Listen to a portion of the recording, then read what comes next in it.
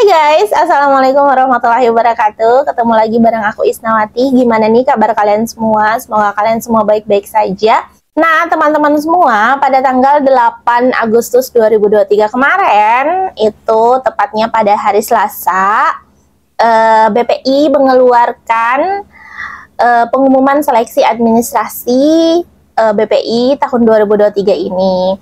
Wah, luar biasa, semangat buat teman-teman semua yang belum lulus seleksi administrasi dan saat ini sedang melakukan proses masa sanggah, maka usahakan yang terbaik, masih ada kesempatan. Dan buat teman-teman yang sudah lulus seleksi administrasi, sudah saatnya untuk mempersiapkan diri dalam proses seleksi wawancara beasiswa pendidikan Indonesia nantinya. Di dalam masa sanggah itu banyak banget mungkin terkendala terhadap berkas-berkas yang teman-teman upload. Jadi sebaiknya untuk segera mengirim berkas-berkas tersebut sebaik-baiknya agar nanti teman-teman bisa menyelesaikannya dengan baik, kemudian juga bisa lulus di seleksi administrasi pada saat masa sanggah itu. Nah, di video kali ini saya ingin membahas tentang pengalaman saya mengikuti wawancara BPI tahun kemarin. Saya mengikuti 2 kali wawancara, batch 1 dan batch 2. Di batch 1 nggak lulus, kemudian di batch 2 lulus. Nah, di sini saya ingin membahas perbagian-bagian nantinya bagaimana sih saya mengikuti wawancara pada saat batch 1 seperti apa, dan dari pengalaman batch 1 yang gagal itu saya mengambil banyak banget pelajaran untuk seleksi wawancara di batch 2. Oke, simak videonya baik-baik ya.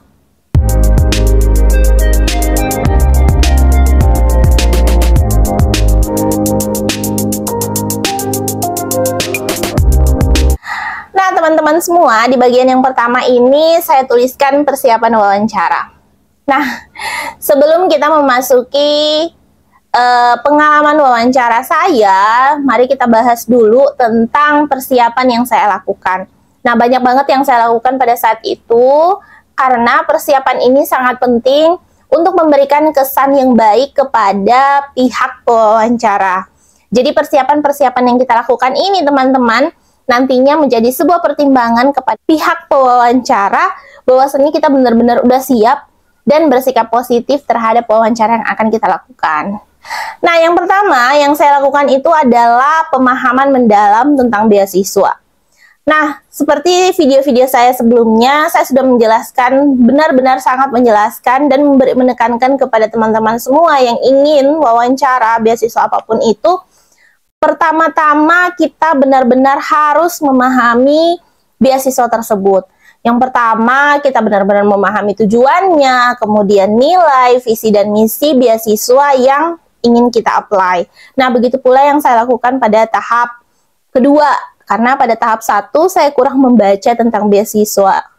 Nah, di tahap kedua ini, saya benar-benar membaca tentang tujuan, nilai, dan visi misi dari BPI yang saat itu sedang saya apply. Nah, ini tentunya akan membantu saya untuk menghubungkan pengalaman dan tujuan pribadi dengan apa yang dicari oleh BPI. Nah, begitu pula teman-teman, dari pengalaman saya tersebut, kalian benar-benar harus memahami BPI itu seperti apa, tujuannya apa, visi dan misinya apa, agar nanti ketika kalian ditanya sama BPI bisa menghubungkan pengalaman dan tujuan dari cita-cita kita itu dengan tujuan dari atau visi dan misi dari BPI. Yang kedua, melakukan penelitian tentang BPI. Nah, ingat banget pada saat itu saya tuh mencari tahu sebanyak mungkin tentang lembaga yang melaksanakan BPI, yaitu Kemendikbud, di mana apa misi mereka, kemudian apa saja sih program-program yang mereka tawarkan. Nah, ini tentunya akan sangat membantu saya dalam menunjukkan minat dan komitmen saya terhadap program beasiswa ini. Jadi benar-benar saya gali, kemudian saya cari tentang penyelenggaranya, tentang Kemendikbud, kemudian saya juga gali tentang visi dan misi BPI. Dari hal tersebut itu kita bisa menunjukkan nih bahwasanya kita punya minat dan komitmen terhadap penyelenggara atau sebagai nanti penerima beasiswa, kita punya komitmen untuk menjadi seseorang yang bisa memajukan sesuai dengan visi dan misi dari BPI. Kemudian yang ketiga yang saya lakukan adalah melatih pertanyaan umum. Nah, di sini saya sering berlatih untuk menjawab pertanyaan-pertanyaan umum yang sering muncul dalam wawancara beasiswa. Misalnya nih, biasanya kan pertanyaan yang umum dalam wawancara beasiswa itu, ceritakan tentang diri Anda, itu apa yang membuat Anda tertarik gitu. Nah, di sini banyak banget saya berlatih tentang pertanyaan-pertanyaan seperti itu. Karena pasti nanti pertanyaan-pertanyaan seperti ini akan muncul ketika wawancara beasiswa, entah beasiswa apapun itu. Terutama ya sama aja ya di BPI juga akan seperti itu. Nah, selanjutnya yang keempat yaitu saya menggali pengalaman pribadi. Nah, di sini saya mempersiapkan diri merenung tentang pengalaman hidup, prestasi, dan perjuangan-perjuangan yang pernah saya lakukan sebelumnya. Nah, tentunya ini akan membantu menemukan kisah-kisah yang relevan untuk mengilustrasikan nilai-nilai yang dicari oleh penyelenggara. Nah, kenapa seperti itu? Karena ketika kita ingin bilang, oh saya ingin menjadi seseorang yang seperti ini, maka ini juga harus disesuaikan dengan pengalaman atau prestasi kita sebelumnya. Nah, dengan begitu, apa yang kita ceritakan kepada pewawancara akan terlihat lebih real dan nyata.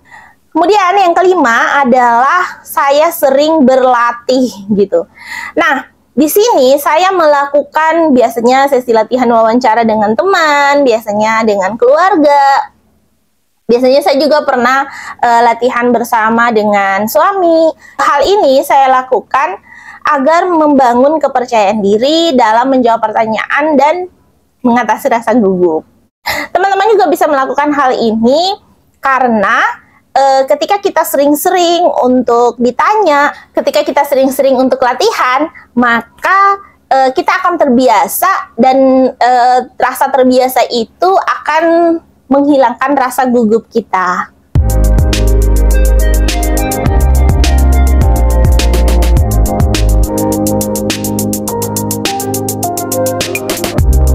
Nah, di bagian kedua ini adalah pengalaman pada saat hari wawancara. Nah, pada hari wawancara tiba, dan tentu saja saya merasa gugup pada saat itu, tetapi satu hal yang saya ingat bahwasanya ini kesempatan besar dan gugup itu merupakan suatu reaksi alami, teman-teman.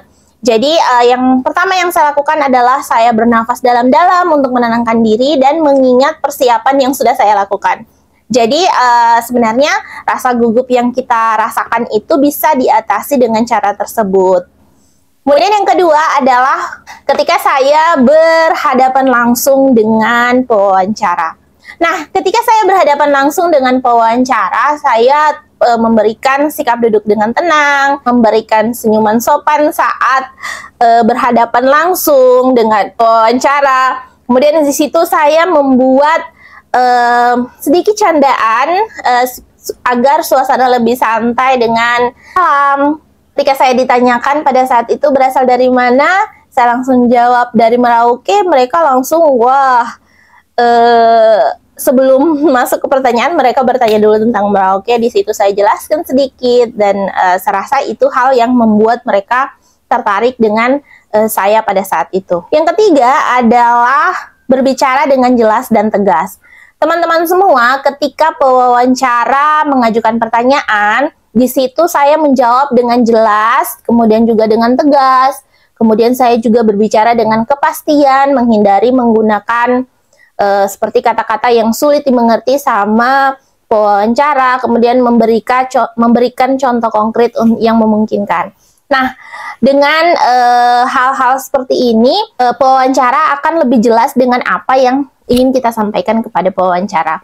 Ketika pewawancara mengajukan pertanyaan, saya menjawab sedikit singkat, kemudian saya memberikan contoh terhadap jawaban yang saya berikan.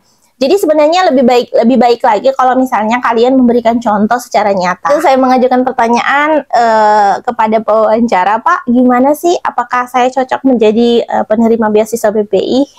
Ya, pertanyaan itu yang saya tanyakan kepada pewawancara, dan pada saat itu pewawancara bilang, ya sebenarnya Anda cocok. Nanti kita lihat pengumumannya seperti apa. Karena jujur saya punya banyak pertanyaan, tapi agak ragu-ragu untuk menanyakan pertanyaan-pertanyaan yang sudah saya siapkan.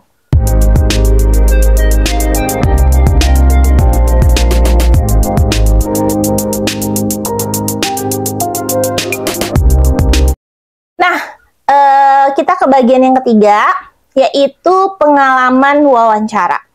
Nah, teman-teman semua, pada saat saya mendapatkan pengalaman wawancara ini, kan saya melakukan wawancara 2 kali, batch 1 dan batch 2.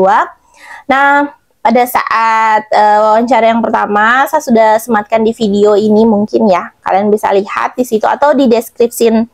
Saya sudah tuliskan link videonya di deskripsi. Kalian bisa lihat di situ ceritaku, kenapa bisa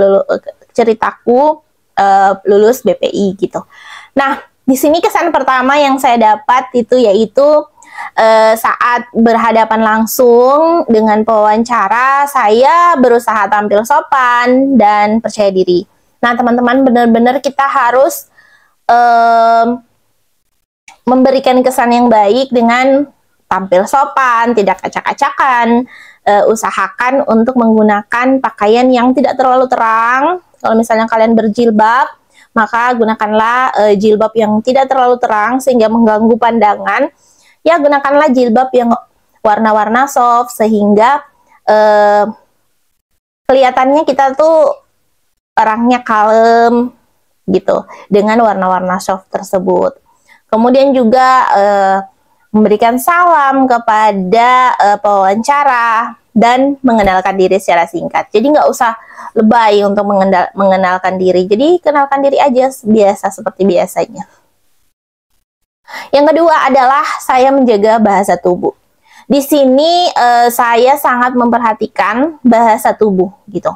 Nah, di sini saya berusaha untuk duduk dengan tegap, tersenyum sopan, kemudian juga menjaga kontak mata dengan pewawancara. Jadi dengan kita senyum gitu, duduk dengan tegap, tidak membungkuk.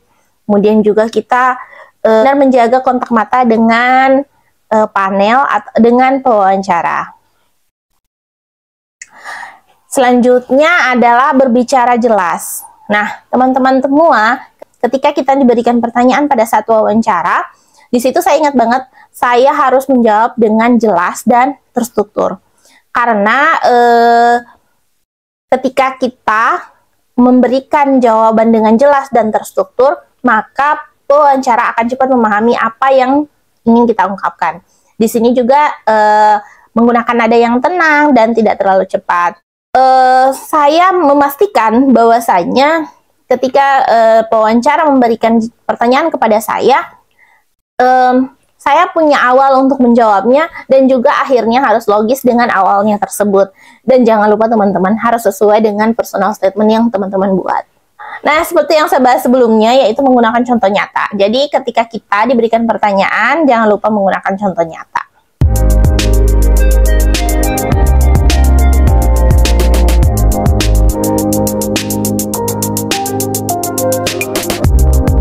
Nah, di bagian yang terakhir ini, itu dia tadi pengalaman-pengalaman yang saya rasakan, yang saya alami ketika saya mengikuti 2 kali wawancara. Jadi sebenarnya di wawancara yang pertama, saya sudah cerita bahwasanya di wawancara yang pertama itu saya gagal karena saya nggak bisa menjawab pertanyaan dari pewawancara. Pada saat itu saya gugup, kemudian saya tidak bisa mengontrol diri, akhirnya apa? Saya gagal. Kemudian di wawancara yang kedua, saya lebih percaya diri. Kemudian saya juga nggak memikirkan hal-hal lain lagi gitu. Jadi saya fokus ke wawancara. Nah, teman-teman semua, sebelum tahap wawancara itu ada sih beberapa hal yang perlu kita siapkan. Ada sih beberapa hal yang ingin saya sampaikan kepada teman-teman semua. Yang pertama adalah percaya pada diri sendiri. Nah, teman-teman semua, memang sih wawancara itu biasanya menakutkan. tetapi percayalah pada diri sendiri kita, pada diri sendiri dan kemampuan teman-teman. Karena setiap manusia, setiap orang itu memiliki potensi yang unik. Jadi, jangan melihat, kayaknya dia itu punya prestasi yang banyak di ajang internasional maupun nasional. Tetapi ternyata kita walaupun hanya prestasinya cuman di tingkat sekolah aja, itulah potensi kita, itulah nilai kita. Jadi percaya diri. Yang kedua adalah terus belajar dan berkembang. Teman-teman semua, pengalaman wawancara itu baik berhasil ataupun tidak adalah pengalaman berharga. Nah, di sini kita harus belajar dari pengalaman tersebut dan gunakan sebagai motivasi untuk terus berkembang. Yang terakhir, jangan pernah takut gagal. Teman-teman semua, jika tidak berhasil dalam wawancara ini, kita nggak usah berkecil hati. Kegagalan itu adalah bagian dari perjalanan menuju kesuksesan. Terus mencoba dan berusaha. Nah, teman-teman semua, terima kasih udah nonton video tentang pengalaman wawancara beasiswa pendidikan Indonesia yang telah saya lakukan. Nah, jika teman-teman semua menikmati video ini atau memiliki pertanyaan lebih lanjut tentang seleksi wawancara beasiswa, jangan ragu untuk meninggalkan komentar. Kemudian jangan lupa untuk like dan subscribe, dan tentunya aktifkan lonceng kalian agar tidak ketinggalan konten-konten dari saya. Sampai jumpa lagi di video-video selanjutnya. Bye. Assalamualaikum warahmatullahi wabarakatuh.